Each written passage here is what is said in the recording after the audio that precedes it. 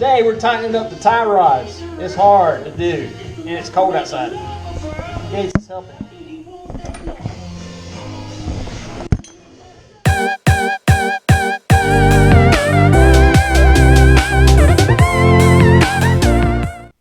Welcome to episode 3 of Project Snake Eyes. In the last episode, you saw us getting it where we could steer it. We put the tie rods on. We got a catalytic valve installed. Might have a little leak. Got to fix that a little bit later on. And now we can roll it and steer it. So now we're going to roll it out and get it good and cleaned up. And then maybe we'll go ahead and put the starter on, maybe work on some hoses and some things. But ultimately, we're trying to chip away at the things that we need to get it running. First, we got to make sure we have it steering. The brakes already work. So our next task is to get everything put back in place that got removed and whatever happened to it so we can get it running. So I hope you enjoy episode 3, Project Snake Eyes.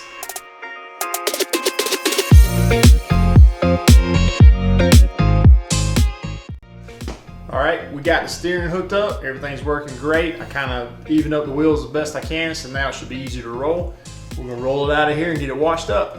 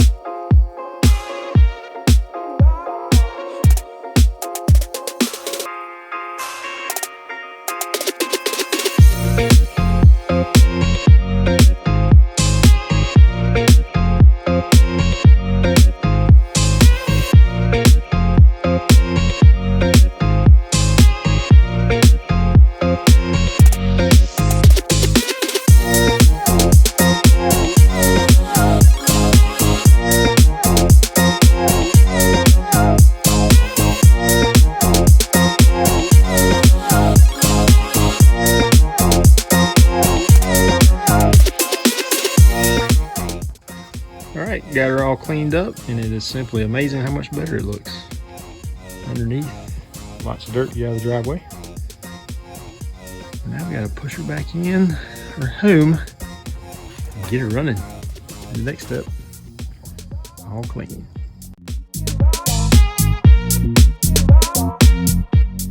Okay, go ahead and show you what we did here.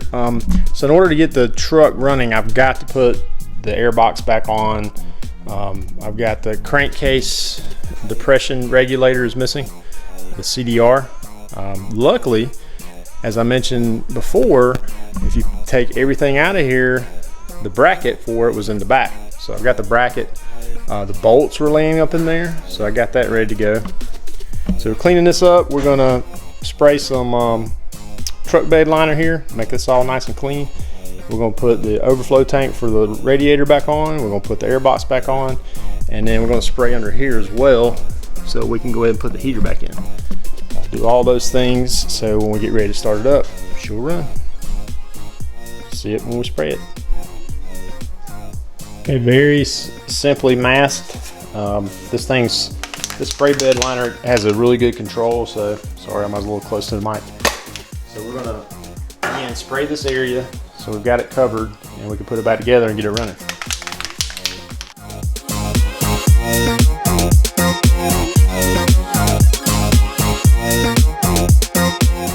Okay, some areas you might not see, but if you ever take the parts off, it's there and you can see it, so I want it to be a complete job. And it looks much better. It looks cleaner, looks professional. All right, we're gonna shoot this area up in here so we can put the heater box back in. We're ready to start this thing, and so that way the radiator fluid doesn't go everywhere, because right now it's disconnected. So spray the bed liner in here, hook up the hoses, put the heater back in.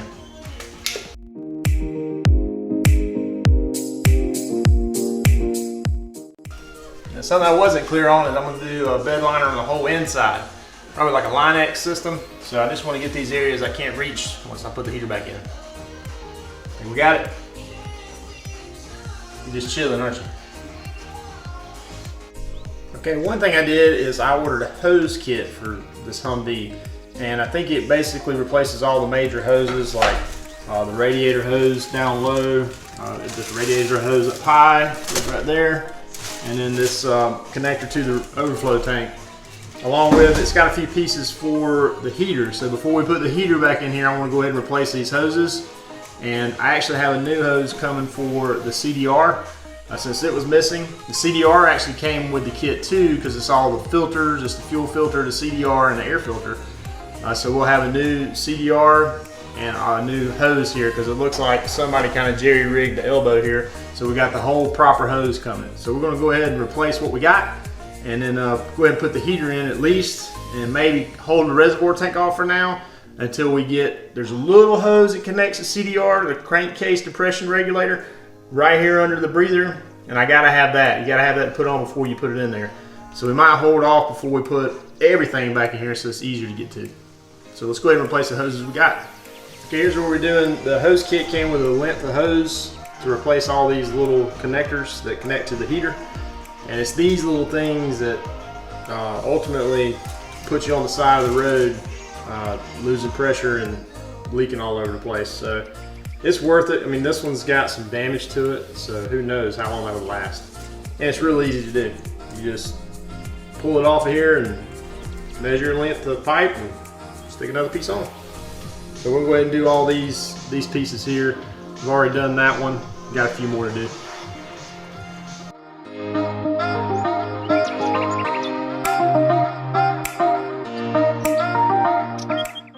Okay, we're ready to put the heater in now. We got new hoses on them. Got these old blue ones off. I'd probably like to replace these too. They're kind of nasty looking. Even had an elbow to replace. So we got all these future potentials of trouble are gone. Let's put the heater in. Okay, in the first video I mentioned I was a little bit worried about the motor. It looked rusted, but it really doesn't look that bad. The fan spins. It's not that hard to take it out if it is messed up. So let's bolt it back up.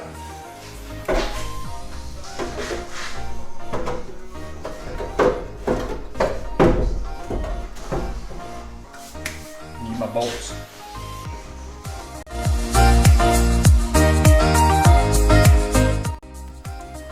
Okay, we're gonna go ahead and fit the starter in. So we went ahead and did some checks on the wires, and the main connector to the battery box was loose, so we had to tighten that up. And now we got the hardware and everything we need. We're going to fit the starter up and hopefully be ready to crank this thing in about a week. I'm missing the idler pulley. I ordered it. That's what's going to prevent us from trying to start it. But hopefully by the end of this episode, that's what our target is. Let's get it. Man, that's the great part about having a creeper. This starter probably weighs about 50 pounds, but it's a clunky 50 pounds. So I got the shim that goes up here. And then I got this hook on the back side, so let's see how this goes.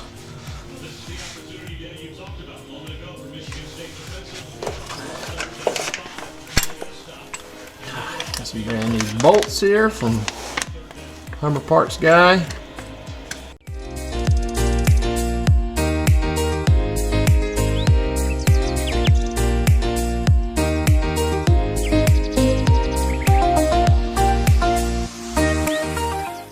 Yeah, I didn't bore you with all that, but that's about an hour of wrestling that thing. It's what, 50 pounds, no room to work. It's got this little slotted in, it has to go in here. I mean, that was hard. But and then it's real tight fitment with these very long bolts. But we got it. It's in. Just gotta hook it all up now. Okay, so to get it started, we gotta have some power. And I knew when I bought the Humvee that it didn't have any 6TL batteries. That's those big square batteries that typically come with them. I could see in the pictures that it didn't have them. So now I went on internet, I went to do a little research to what is the best optimal battery for the Humvee. And it turns out the optimal yellow top seems to have a lot of good options. First of all, they're a lot cheaper and they're really good sealed batteries that provide the more cold cranking amps than the 6TLs. And they do the exact same job. This is a deep cycle dual purpose battery. And what we mean by dual purpose is, first of all, you gotta have a lot of power to crank that 24-volt starter we just put in. Second of all, you gotta have additional power to run any accessories. So in the military, they don't have very many accessories, but we're gonna put some accessories on this one that we're gonna need the power. And you'll see later what those are. So with that, a little research, D34 yellow top battery. Yellow top, deep cycle. The red top will be fine if you're not going to run a bunch of accessories. But I went with the yellow top. So then you're going, well, that's not the same size as the 6TL. No, they're not. But a little search and you find the optimal battery adapter.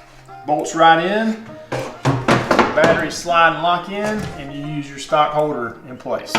Now I've got a good aftermarket, I guess you would say, battery that's available at Advanced Auto. You can't find those 6TLs down at Advanced or O'Reilly's. This came from the Advanced Auto 2 miles from my house.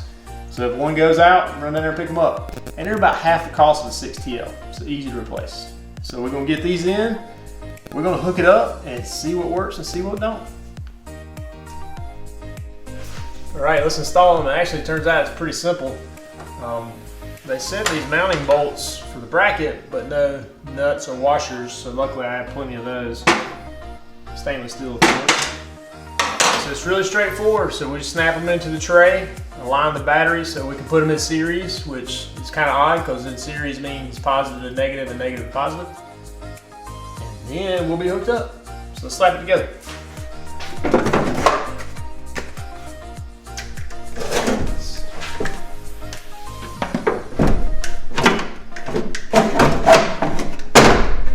Okay, so what these adapters do is put it at the height, the exact same height as the 6T battery, 6TL. And so you got the same footprint and same height. And then the stock bracket goes on top of it.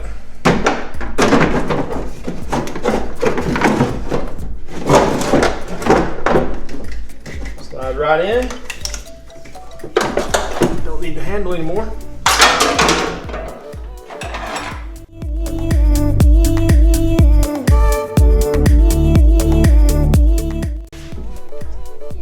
Got them in, tied them up, hook them up, see what we got. That was my head on the garage door opener. Trying to run and get to the camera. All right, before we hook the batteries up and see if the lights come on or anything, I'm gonna go ahead and change out the glow plugs because I'd like to try to turn it and see if it'll turn over, and might as well go ahead and do that. So I went ahead and started that process. And you can see this is the first one I could get to next to the generator, and it's kind of bent. It's kind of hard to see, but you can see that. But the one right up under the generator would not come out. It's got a little some pieces on there, so that was in the engine block, and that's where this great tool from Black Dog Customs come from. It's a glow plug extractor. So what this is once you got it out of the block and it's just sitting there freely spinning, you put the glow plug extractor on it like that. Locks it in place, and then you screw this part down And then as the more you screw this outer sleeve in, as it gets to the block, it's pulling the glow plug out. So that would save you a tremendous amount of trouble, because if that breaks off in the block, you got big problems. You're taking off the pan and you're really digging in the engine to get this little piece out of the cylinder. Black Dog Customs glow plug extractor. So I'm gonna go ahead and do the rest of these. I ain't gonna film all that because it's boring underneath there. And then we're gonna hook up the batteries and turn it on and see if we got lights. See what happens. So here's what a stuck glow plug looks like and how it acts. So you get the angle here. See, it's completely unscrewed, but it won't come out. So if you try to force this out and you snap off that end, that's big trouble. So enter Black Dog's Customs glow plug extractor. This is the third one I've done, and only one has came out with ease. This one's gonna need to be extracted. But that's what you're dealing with. That's all 8 glow plugs out and 8 new ones in. So now we've got that little task finished up. Went ahead and took the intake off to be able to get to that side, the glow plugs. And that'll be easier to put the CDR crankcase regulator back in, which goes right over there. So we're gonna do that next, but I think that wraps us up for this episode. We're hoping to get this thing to hear it start coming next. So stay tuned. We're gonna run her because I got everything I need to get it going. Word. Well, let's just see what kind of project the old lady's got going on. Yeah, look at there. Those are cute, nice. What do you have in your hand there? A paint can opener. That's not a paint can opener. Yes, it is. See, that's a chisel. Edge? No. That's a highly refined tool you're using to open up a paint can. Exactly. Don't do that. You're going to chip it. I've already done it multiple times. This is a paint can opener. This is a paint can. That's not a paint can opener. What? You're not funny. What? That's exactly what that's why it's dull and it doesn't work. Women trying to get my tools.